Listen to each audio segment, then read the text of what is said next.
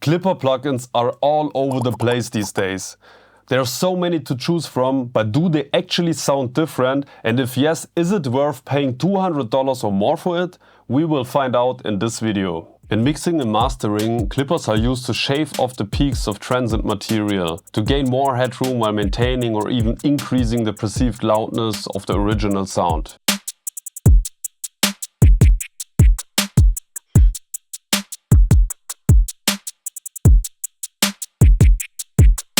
But how do these clippers work under the hood and how do they differ from each other? Let's take a closer look. It's getting a little bit nerdy, but bear with me. Clipping is a non-linear process that can be described as mathematical functions on the input signal's amplitude. So you remember functions from school where you have like table of values and nice graphs and coordinate systems, and this is basically how clipping functions work. So if you look at this free WaveShaper from Melda, this is basically the first quadrant of your coordinate systems, where the x-axis is the input signal and the y-axis is the output signal. And right now we have a linear function here, so the input signal equals the output signal. If we are now dragging this down, we are basically statically compressing the input signal, and if we move it up to here, we have a hard clipper. Until this point, all the input values are staying the same, so output value is the same, but as soon as you exceed this point, all the samples of the input signals are mapped to the same value,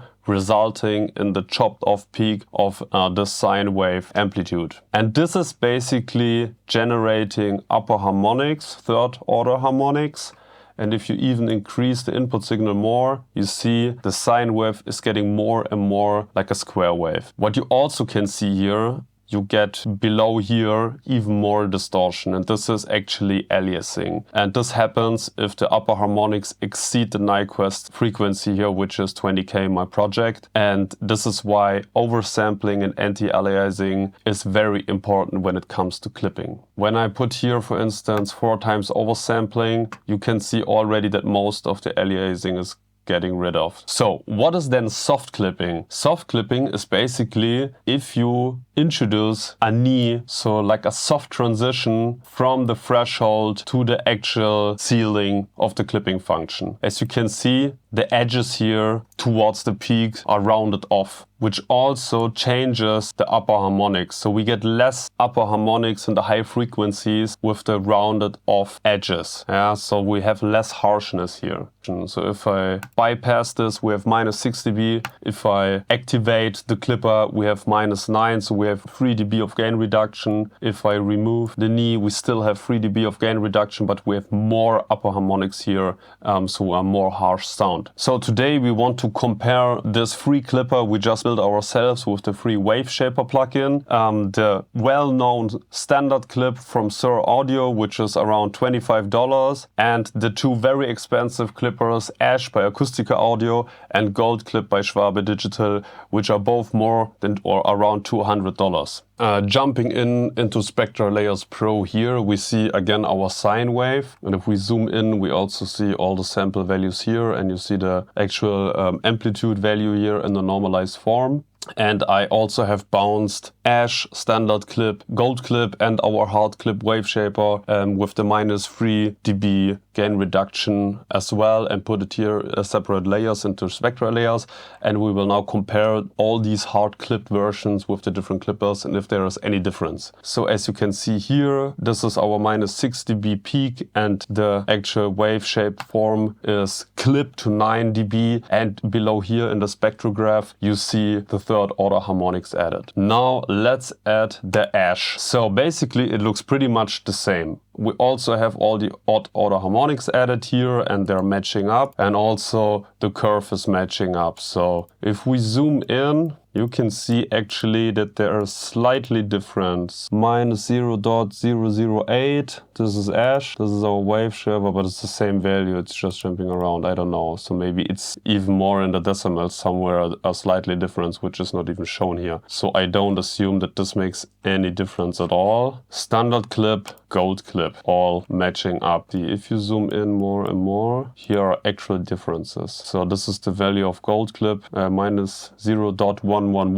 and this is standard clip minus 0.110. I assume that the differences come from the aliasing filters, the oversampling algorithms, something like that, so that you really have those small differences in sample calculation, but the actual transfer curve is really the same, as you can see here. So why paying more than $200 if this is actually doing the same thing as the Melda free WaveShaper? Actually, there is no point. The only point is if you're going for soft clipping, because here are the real differences. So I still leave my original sine wave here, but this times I'm activating layers of bounced versions with all those clippers, but with soft clipping activated. I am activating Gold Clip. This is Ash and this is standard clip. And you can already see that the waveform of the sine wave differs by a lot.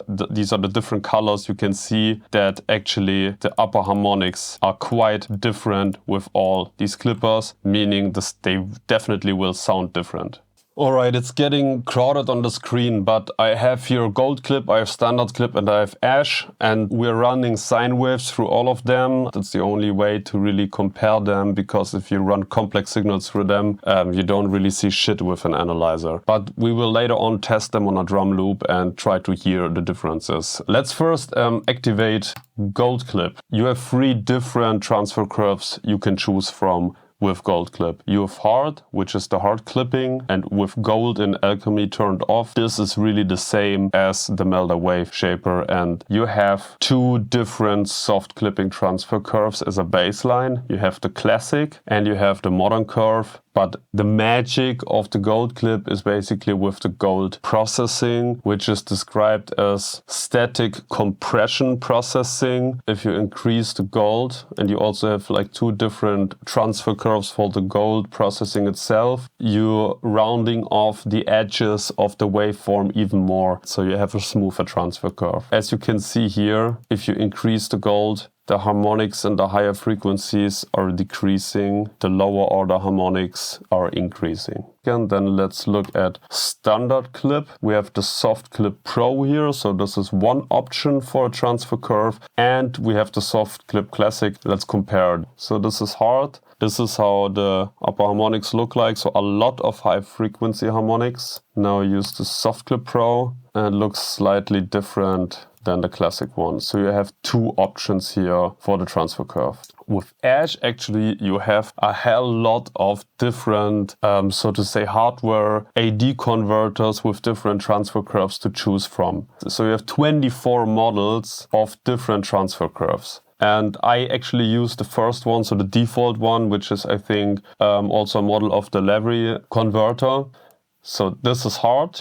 And if I go down, it softens the edges only a little bit. It's getting a little bit softer, but if you choose, for instance, the yellow as smooth, it's way, way smoother, as you can see here. And you can go through here and like every model will slightly look different, where most of them are have pretty hard edges, because they are emulating clipped converters. But as you can see here, the harmonic structure changes with all of them. So this is that, and actually you might now think, is it possible to actually match the transfer curve with, for instance, the free Melda WaveShaper? I would say in theory, yes, it is, but it's a lot of work. I'm not sure if this is worth it. If like the transfer curves of Ash or Gold Clip or Orange Clip are really worth the money, depends on your taste, I would say.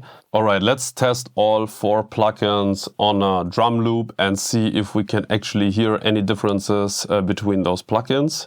And we will start with the Gold Clip. So first let's hear the unprocessed drum loop, and it's normalized to 6 dB, just like as our sine wave test tone.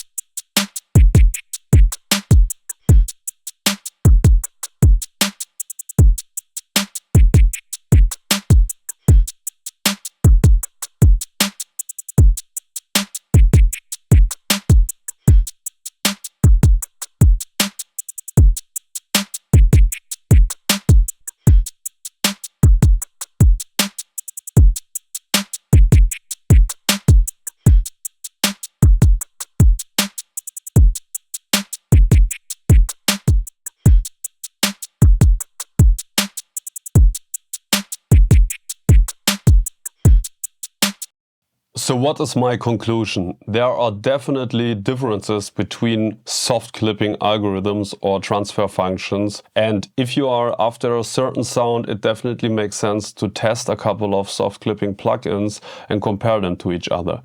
If you really want to spend more than $200 on them, it's up to you, and it's really about personal preferences. At the end, I would say you come a long way with free or very cheap plugins like the standard clip, which is for a reason one of the most popular soft clipping plugins out there. At the end, all of these plugins have trial versions. Try it on your material and hear for yourself if it's worth buying another clipper plugin. I hope you liked the video. If yes, please like and subscribe, and also always check out the best deals on pluginplug.io.